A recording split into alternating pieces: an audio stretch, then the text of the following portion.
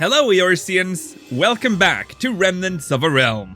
I'm Lakeel Bravestone, and in the previous episode we looked back at East Shroud's main Aetheryte camp, 9 Ivies, as well as Lark's Call, Hawthorn Hut, Verdant Drop, Lynxpelt Patch, and Moonspore Grove. Now let's move back into the warm and sandy region of Thanalan, more specifically Southern Thanalan and Camp Broken Water. This camp was located to the very north of Southern Thanalan and served as the area's primary camp, with a recommended level of 40 and higher. Southern Thanalan was known as the driest zone in Thanalan, but despite this, it contained several fishing spots that fishers could fish in. It's been a while since we saw a crayfish. Glad to see it back. The camp was also home to several NPCs, including Gate Warden Casper, Quartermaster Vanisi, Immortal Flame Soldier Jandonaut Fuyael, the 2 merchants Papatori and are you kidding me? Wanthaml, and of course the Battle Warden. The zone was also fiercely dangerous, containing a plethora of enemies that wanted to make your day miserable. Among these were the annoying buzzards, acting like gatekeepers in the narrow tunnels leading into Southern Thanalan. Too low of a level? Rest in Paisa. One of Camp Broken Water's ethereal gates was Burnt Lizard Creek. This is perhaps the most underwhelming area in Southern Thanalan, as it contained nothing of particular interest. The only thing it had that stood out was this small creek from which the area got its name. I also believe this could be used for fishing. I'm not exactly sure about this though, as I wasn't big on fishing in 1.0, so if that's wrong, scream it at me in the comments. Southeast of Burnt Lizard Creek, you'd find the Red Labyrinth. This ethereal gate was the southernmost of the ethereal gates in the zone and consisted of several lush canyons tied together, forming something that could resemble a labyrinth on the map. Despite the name, though, the labyrinth was not particularly red, nor did it feel more like a labyrinth than the other locations in Thanalan. Instead, this location right here might be a clue as to what the name alludes to. Hidden inside this tunnel was a dungeon, closed off by a brass blade. Could the dungeon inside be the Red Labyrinth? Stay tuned for that Secrets of a Realm episode. Other than the mysterious tunnel and the lush canyon similar to those in Sea of Spires in Northern Thanalan, you'd probably get bored rather quickly down here. So let's move up north a bit, to ZANRAK. This ethereal gate did not bring anything new to the table. Well, I say that, but you know, there was the case of the Small Penis Canyon. I guess that's worth noting. It's like every region had their penis. Here's Thanalan's penis. Anyways, now that that's out of the way, this location, like most of the eastern part of Southern Thanalan, was controlled by the Amalj'aa, so ZANRAK was filled with burly lizard men. Right north of ZANRAK, you'd find the Amalj'aa stronghold of Zahar'ak. Zahar'ak means like a rock in Amalj'an tongue and was located to the east of Camp Broken Water. Zahar'ak's location was chosen by Amalj'aa thaumaturges, who divined that the position would be auspicious for waging war. For tens, even possibly hundreds of years, it stood there, undermanned and ignored. However, around the years 1560 to 1570 of the 6th Astral Era, Camp Broken Water was constructed at the behest of Ul'Dah. In 1571, the Amalj'aa concluded that their holy site was in danger of being defiled by Eorzean adventurers now flooding the area. It had to be fortified. The main reason for this was the area's connection to their most divine location, the Bowl of Embers, where their god Ifrit would be summoned. Soon, Zahar'ak boasted stronger defenses than ever before, and thus became the strongest Amalj'aa base in Thanalan. In charge of the camp was Flamefist Alig Ro.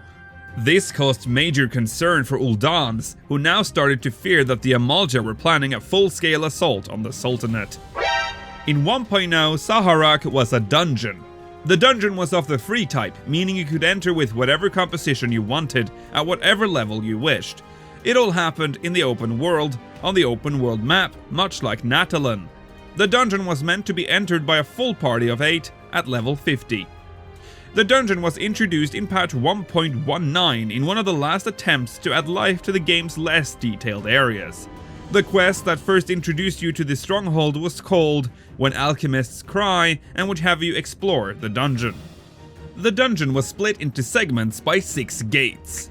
The dungeon itself was not very big, so the goal was simply to slay the Amalj'aa within each gate area to unlock the next gate and progress. The dungeon also contained loot in the form of treasure coffers placed within the innermost gated off areas. Like all other free dungeons, the coffers were split into 4 tiers. Brass coffers, copper coffers, silver coffers, and gold coffers. These coffers could only be opened if you possessed the correct key, which would drop off specific enemies in the dungeon. The first circular room contained the copper coffer, which contained the Sentinel'S SABATONS. Moving into the second room, you'd encounter the copper coffer. However, at this point, difficulty started to ramp up. The 2 silver coffers were located in this gated off dead end here and would drop, starting from the left, a Sipahi turban and Sipahi Krakow's. The 3 gold chests were locked inside the hardest room in ZANRAK and also contained the keeper of the golden keys, the leader himself, Flamefist RoaR.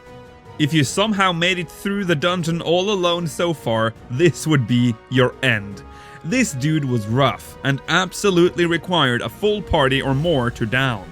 Defeating the Flame Fist, you'd get to choose between the 3 coffers containing, once again starting from the left, Sentinel's trousers, Sorcerer's robe, and a Mercenary's acton. During the run of the dungeon, the following theme would play, called Pitfire.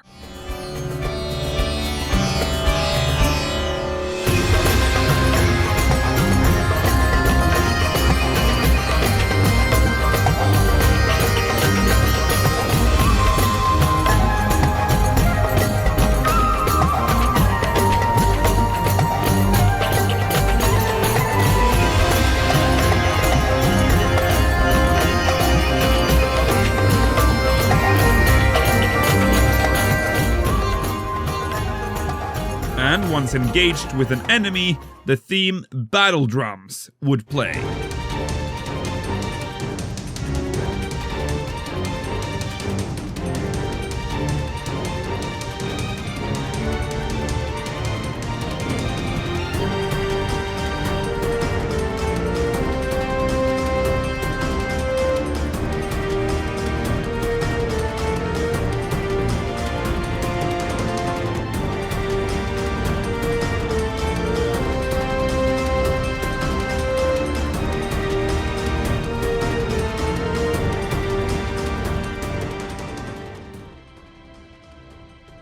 As Final Fantasy XIV transitioned from 1.23b to 2.0, Camp Broken Water disappeared.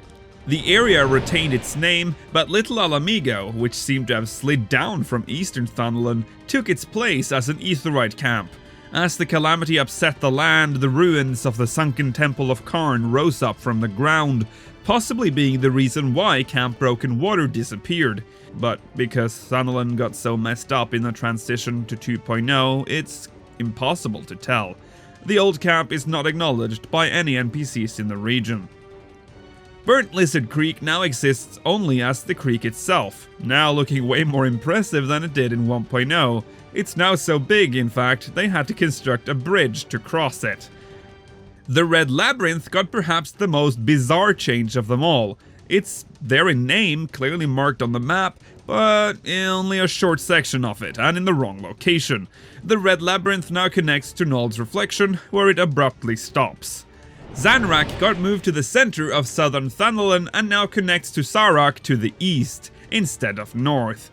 Other than that, there is little resembling the old area, as the Amalj'aa seems to have reclaimed more of their territory, with structures stretching far out of ZAR'ak. ZAR'ak itself actually remains fairly similar to its original design. It's now somewhat rounder in shape, but it still retains its old gates. But it now has an additional room leading to the Bowl of Embers Aetheryte. The camp has retained its position as a holy land for the Amalj'aa, but its status as a free dungeon is gone, as the concept of free dungeons was abandoned in A Realm Reborn. And with that, we've reached the end of this episode, my friends. Thank you so much for watching. I hope you enjoyed the stuff we discovered today. If you did, don't forget to leave a like and subscribe for more content like this. If you want to chat with fellow Eorzeans and me and my fellow speakers, make sure to join our Discord. Link is in the description. Also make sure to check out our other videos displayed on the left and right on the screen. See you in the next one, Eorzeans. Until then, may you ever walk in the light of the crystal.